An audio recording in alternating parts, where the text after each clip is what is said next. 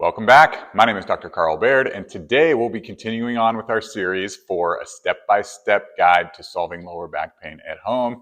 And today we'll be focusing on the squat movement. So despite what a previous doctor may have told you, the squat can be a really beneficial movement for lower back pain when it's done safely and in a controlled manner.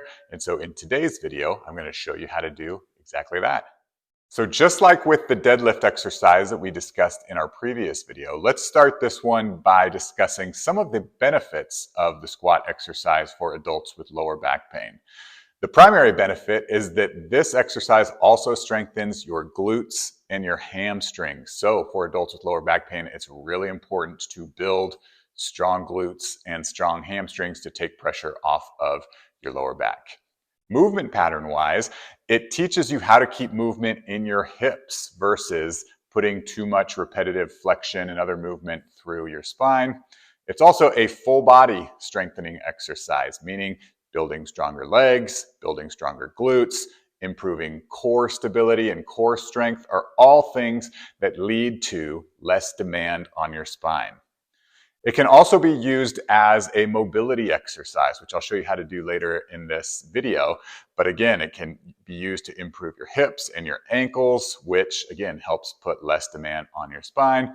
And finally, it helps build confidence in your movement. So for adults over 40, one of the big limiting factors isn't necessarily always lower back pain, but it's the fear of movement that keeps people from doing things what they want. So if you can learn to do the squat, you can build confidence in your body's ability to do the things that you want. And that's the ultimate goal of all this. So let's go ahead and get started teaching you how to perform the squat. So I will be honest that the squat is one of the hardest movements to teach in a video format like this because there are a lot of individual factors that come into play that will impact how to perform the movement specifically for you. So this is just going to be a general video that should help most people. And so first thing you want to look at when you're squatting is your stance. And so what I mean by stance is where you put your feet. A lot of times when I teach this movement to adults, they've been taught somewhere in their life that you want your feet hip width apart and toes pointed forward. And what you'll find for a lot of people is it causes either knee or lower back pain, or you just can't sink as low. So again, the stance is something that will be specific based on your body type. But what I found is that most people like a little bit wider than hip width and toes slowly pointed out. And so again, we'll give this one a try. Again, if you don't like that, you can play with the width and the amount of toe out. Again, it's all going to be unique to you, but most people will start a little bit wider than hip width, toes pointed out.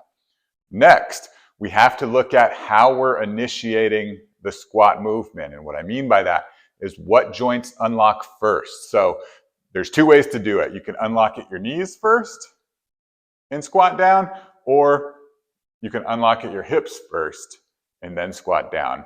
And so again, this is something that can be specific just based on your overall mobility level. But I usually teach people to unlock at their hips first because we want to teach them to keep the movement in their hips. And also a lot of people with lower back pain also have some sort of knee pain too. So by unlocking at your hips, you take some pressure off your knees. So that's number two. The third is how low do you try to go? So when I teach this movement to adults in my clinic, I try to have them stop when their thighs become parallel with the ground. Now, a lot of the people I work with, they can go lower, but what you'll see is it can put you in a dangerous position if you're not careful. So you can see even as I go lower, you'll see I get that butt wink, which is my butt rocking under me, which puts my spine in an unstable position. So for safety factor, we want to limit the depth to your thighs parallel with the ground is a good place to start. So those are the three things you got to keep in mind. And then to perform, it's pretty simple once you have those down. So again, start with your stance, hip width, toes slightly out. From there, I'm unlocking at my hips. Then I'm sending my hips down and I'm stopping when my thighs are parallel with the ground and coming back up. So just so you can see a few reps. That is the basics of the squat exercise. So it's important before you start performing the squat or any weighted squats that you feel 100% confident in this movement. And so there are ways to work up to the squat if maybe pain is keeping you from doing it or you just don't feel confident enough. So let's show you how to work up to performing the squat. The best way I found is using a box or a chair. And the first exercise, you start seated, and then it's just a simple press up. So all I'm going to do is do a sit to stand, press through my feet to stand up, send my hips back to that chair, and sit back down.